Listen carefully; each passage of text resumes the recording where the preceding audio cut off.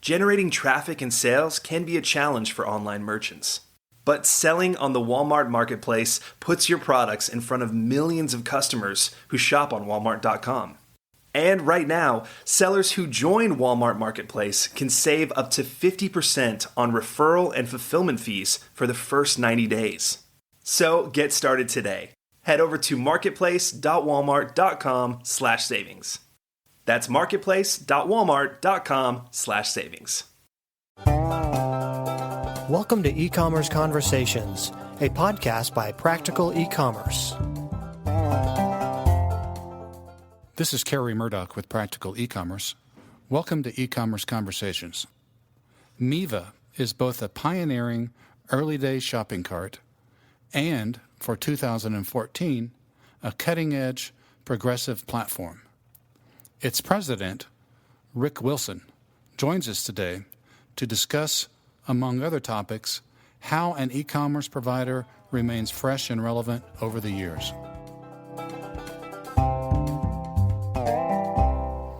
Well, Rick, thank you for your time today.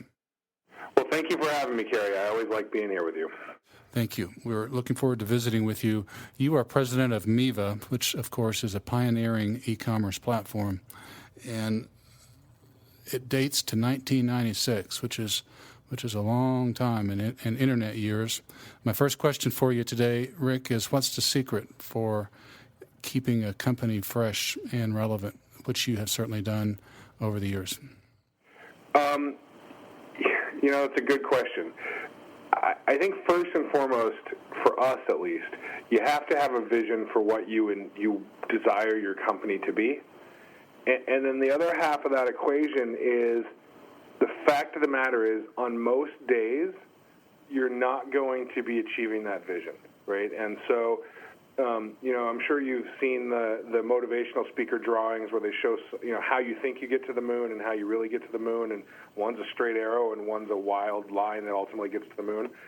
It's that. What I think happens in our world and in tech companies, there's sort of a reverse or it's ageism of sorts, right, where if you've been around for a long time, you're discounted. Now, I think in e-commerce, there's a little bit of grace because most people don't want the thing that generates their revenue to be so fresh and new that it doesn't work, right? We fall, I wouldn't call us banks, but we fall more on the staid side. You want to make sure that your e-commerce platform, if that's your livelihood, isn't going anywhere.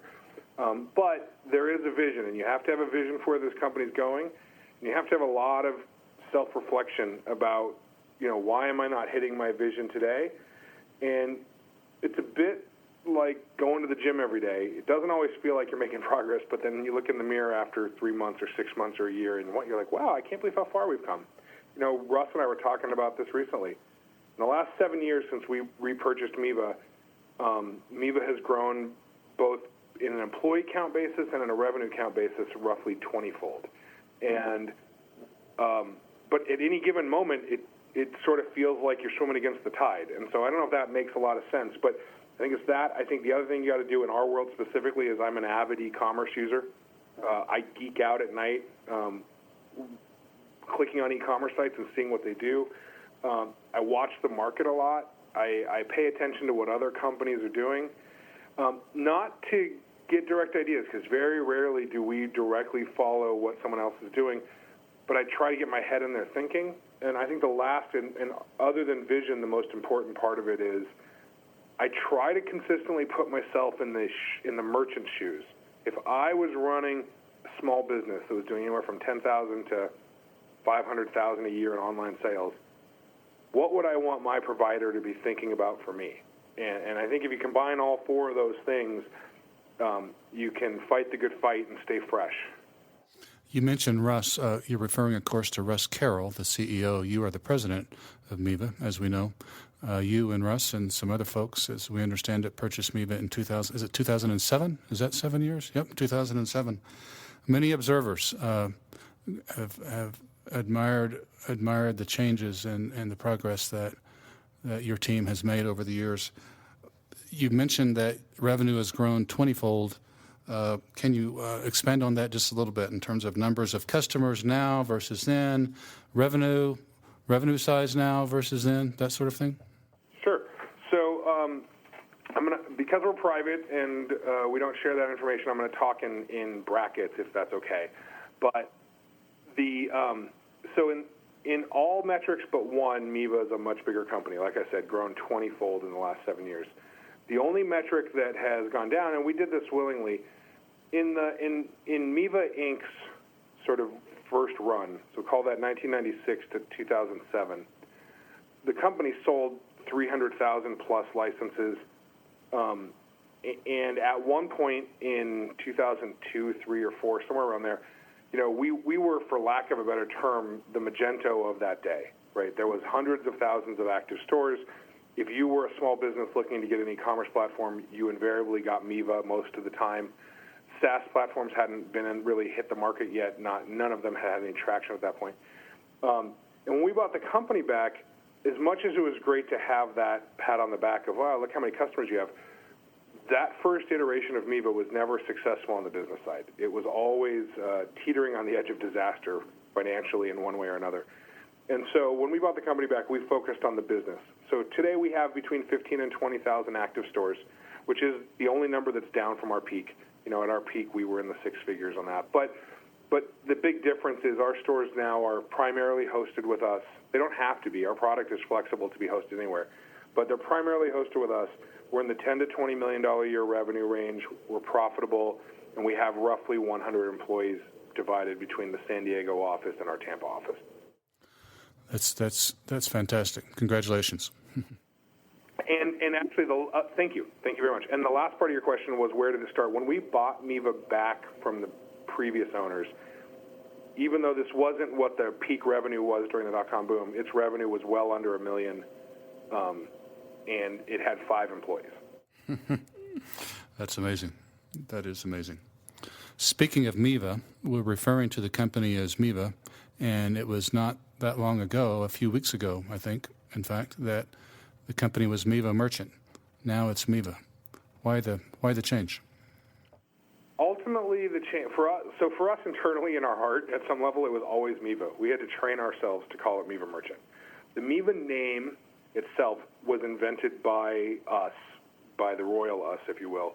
But it was invented by us in 1997, early 1998. The original founder of the company was looking for a short, brandable name that no one owned the domain on, and he had this Egyptian hieroglyphic book. In fact, I have the actual original book that he signed for me today in my office. And he looked up the Egyptian hieroglyph for the word cat, and in German, the translation was Miwa, and he massaged that into Miva, and at the time it meant nothing, and still to this day really doesn't have other meanings. There's a volleyball association and a videographers association that use the acronym, but for the most part, the only use of the name Miva was always been for us as a corporation. And when we sold the company, or when the original owner sold the company in 2004, the name went with it. And Find What, which was the pay-per-click search engine that bought us back then, and they were publicly traded, they actually rebranded their whole company as Miva. So when we bought the Miva Merchant platform, the original Miva, if you will, back from them in 2007, we originally only were going to be allowed to even use the name Miva in conjunction with the word merchant for 4 years. And in those 4 years, we were able to extend the license, and then ultimately that company got sold to another company, and they stopped using the Miva name altogether, and we were able to buy the rest of the name back. And so now we own the trademark, and we own the brand. And we did that about 15 months ago, but we were waiting because we just moved into our new corporate headquarters. So we were waiting, knowing that was coming with the big version 9 release, to tie all of the rebranding and going back to our roots into this one rollout. And those things take a while. 15 months went by in a blink of an eye. I bet. Who was that person that came up with, you mentioned the founder, who was that came up with Miva? It was a group of them, but the person who really came up with it was Joe Austin. And he even though there's technically 2 original co-founders, which were Joe Austin and Troy McCaslin, without going too much into the weeds on the nuance of that, Joe was really the founder of what we consider Miva today. And Troy was certainly number 2, and he was a co-founder. But Joe Austin was the original founder of the company, and he was involved actively from really before 1996 when it existed as a hosting company, and I don't want to go too far down that path, but really the seeds of what became Miva started in 92, 93. it became the Miva we know today in the 96 era, and he owned and operated it through 2004. He left during Find What's ownership, started another company, and while him and I are still friends, he's not actively involved, nor does he own any of Miva today. This is not the first turnaround, if I could use that term. This is not the first turnaround that you and Russ have accomplished. Your previous company was Provident Systems, if I'm saying that correctly. You turned that around and sold it. I've got to ask the question, Rick, are you going to do the same thing with this company? That's a good question. So let me fill in a little detail on the previous turnaround.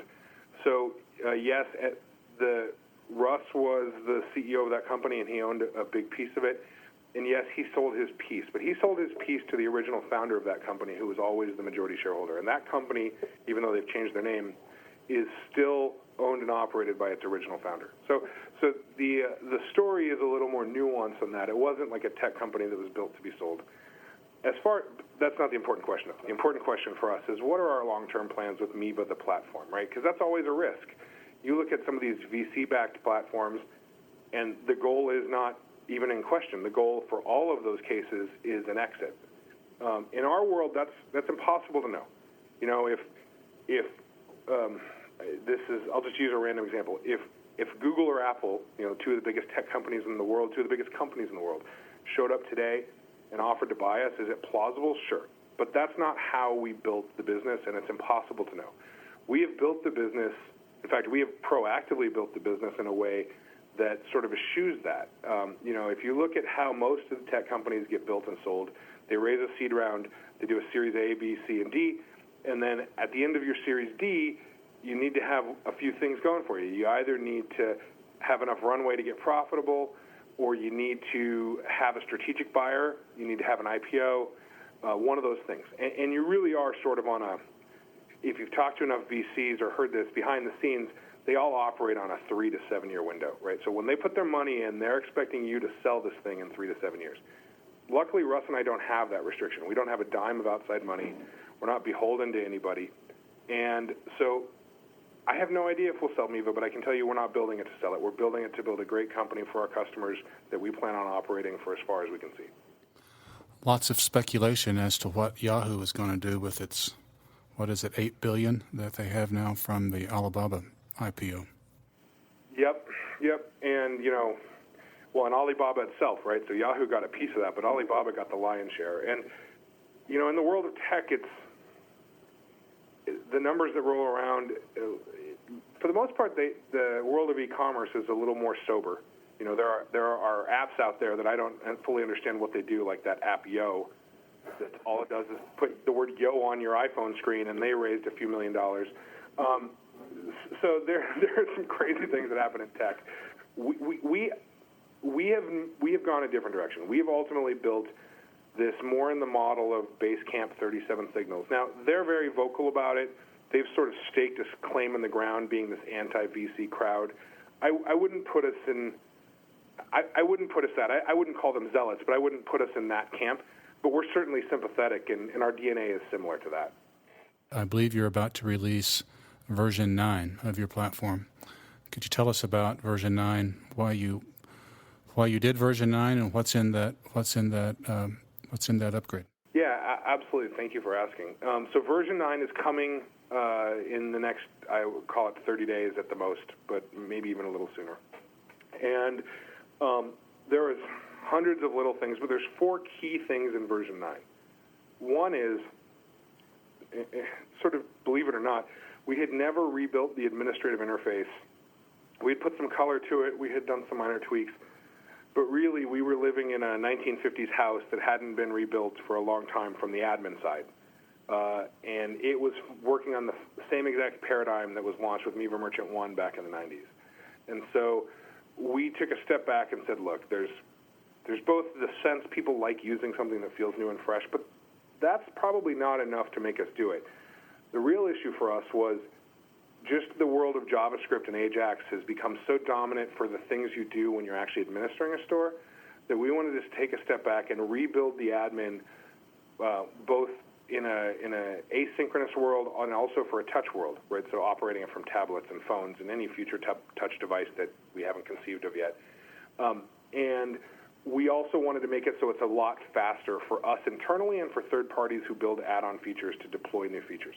So the new admin, it's funny, I've been using the new admin now for about 6 months, and I'm so excited for that to actually get released because it's just faster. It looks so much better. Like I said, it's like I've lived in a 1950s house, and the house has served us really well, but I'm really excited for our remodel to be done. The second key feature in version 9 is what I would call an enterprise-grade merchandising platform. So you've always been able to do various discounts and prices and whatnot in Miva Merchant, some via third parties, some built in. But we took a step back and we said the problem with how these work both in our platform and in other platforms is they sort of operate in silos. So I can go create a coupon for $5 off, or I can have some rules for free shipping, and I might even have a platform that lets me have B2B pricing for logged-in users, but things can go haywire when you start merging those things. Well, what happens if my B2B user logs in during a sale? Do they get their B2B pricing? Do they get it at 30% off? Do they get this coupon? Do they get their free shipping? And the kind of nuance that actually comes up in running your real business day-to-day gets hairy real quick if you have really simplistic platforms. And so we've built this enterprise merchandising system that I'm excited about. It allows you to effectively set things like order of operations and really configure very advanced rules for how you run your business from a pricing standpoint. The third feature is loosely in the market now in a quote-unquote beta form, but will be formally part of version 9, which is official marketplace support, so selling on eBay, selling on Amazon, and then using Miva to manage those orders if you want. You can also just use Miva to push your catalog and inventory into marketplaces and manage them elsewhere, maybe in a third-party product like StoneEdge or Shipworks, or you can use Miva. So that's something we're excited about. And probably the one that I'm most excited about is what we're calling ready themes. Now, what ready themes are, and I think they're particularly important to your audience, is this. Miva has always staked the claim that we are an enterprise-grade platform at a small business price, and that, frankly, if you didn't know HTML in the past, we would tell you, well, you should hire someone. You should use a professional because this is a professional product. And what we've done is we've been able to solve, we believe in 90+% of the use cases, a world where a do-it-yourselfer who can do their own graphics and doesn't need to know a single letter of HTML. They don't even have to know how to spell HTML. If they don't have to know anything technical, as long as they can use their web browser, they can build a high-quality, bootstrap-based, fully responsive website with version 9 without needing to hire a professional. And so we think we've taken our enterprise platform and done something really unique. We've made it accessible to the small business without having to hamstring our platform, and we don't think anyone else out there has that. Our platform is most equivalent conceptually to a Magento or Magento Enterprise, and so to put it in sort of more generic terms, we've made Miva as easy to use as Shopify or BigCommerce and as powerful as Magento Enterprise for us and affordable for the small business. What does version 9 cost? If I were to sign up for version 9, what would it pay for that? So we have two platforms. So this pricing is not even on our website yet, but it will be when version 9 ships. So we have two platforms. We have the small business platform and we have the enterprise platform. And there's only one difference between the two, and I'll cover that. Small business platform is basically, in round numbers, it's $50 per month. That gets you one admin user. That gets you what should be plenty of disk for building your site. It gets you 10 gigs a month of transfer. And then if you need a little bit more disk or a little bit more transfer, you can add them on as you need. You're not forced to. If you need additional simultaneous admin seats, you can have as many users in the back end as you want. But if I need two people in there simultaneously working, it's $50 per user, much like the way a Salesforce or a CRM or even QuickBooks work today. And then enterprise is an extra, we're still finalizing the pricing, but call it roughly an extra $500 a month add-on on top of that. And what enterprise gets you is it is a suite of connectors that allow you to connect and automate your back-end system to any ERP or back-office system in the world. So it could be something for the relatively small business like a Peachtree, or it could be something for a giant business like SAP, everything in between, NetSuite, Microsoft Dynamics, Infor. If you have the need for back-office automation, so that you don't have to have people manually moving data around, that's when you'll want to step up to enterprise. And if you don't, then you probably will never step up to enterprise regardless of how big your business gets. Let's shift gears just for a sec, Rick, and talk about sort of the e-commerce landscape generally. Of course, there are some massive companies. You mentioned Amazon, Walmart.com, Newegg. Those are huge, highly sophisticated companies. Seemingly every product imaginable is available on Amazon and Amazon's marketplace. My question is, how does a smaller e-commerce merchant thrive, given the sophistication and money that those companies have? I think that is not only a good question here, but I think that's sort of the defining question of our space and of where e-commerce is going. It is, even though Walmart's an e-commerce player, it is undoubtedly that Amazon is the Walmart of e-commerce. And Amazon at this point is the number one search engine for e-commerce products. There's just no getting around it. And there's certainly no suggestion or implication that Jeff Bezos is happy with stopping where he is. Right? He wants to build a behemoth. And so you think through the logical, where can you compete with that? And I look at our customers, it's not just thinking it through, but I look at my customers or our customers who succeed and what makes them stand out. There's 3 or 4 key things I see. One is they have a unique product. So one of our customers that's fairly famous and popular is Scotty Vest. He got famous on Shark Tank. And he sells great clothes. I love his stuff. Almost every day I wear at least something from Scotty Vest. And what makes this product unique is that if you're a gadget guy like me, you want a lot of pockets, but you don't want to look like you're wearing a fanny pack. And so he has a unique brand. He's built a unique following, and he's built a niche that there's nothing Amazon can do about that. He may choose to sell on Amazon or not, but they can't go buy Scotty Vest behind his back since he is Scotty Vest. And we see that a lot. We see a lot of niche brands, everything from home care goods to furniture to healthcare goods to personal beauty products to clothes. On the business to consumer side, really you need a unique angle, a unique brand. And I think it's not as hard as people realize. Scott's angle, to be a very, what I think most people who will ever listen to this or read this would aspire to be, his angle was very, very simple. Build clothes for gadget geeks that don't look dorky. And I think through some of our other customers and what they succeed at. And we have people who are specialists in motorcycle helmets. We have people who are specialists in motocross. They're everything. And almost always the angle that makes them unique isn't particularly revelatory. It's more passion-based. They have a passion for something, and they get really big about it. Even if you're selling a commodity like a pet product, where I might be able to get it from Petco, if I'm really passionate about pets and I have a super popular pet blog, then people will buy from me as long as my prices are reasonable. And so I think on the business to consumer side, you absolutely have to have something that makes you unique. If all you're doing is competing with Amazon on price, you have a lot of pain. I think the other big angle in our space that gets overlooked a lot is business to business commerce.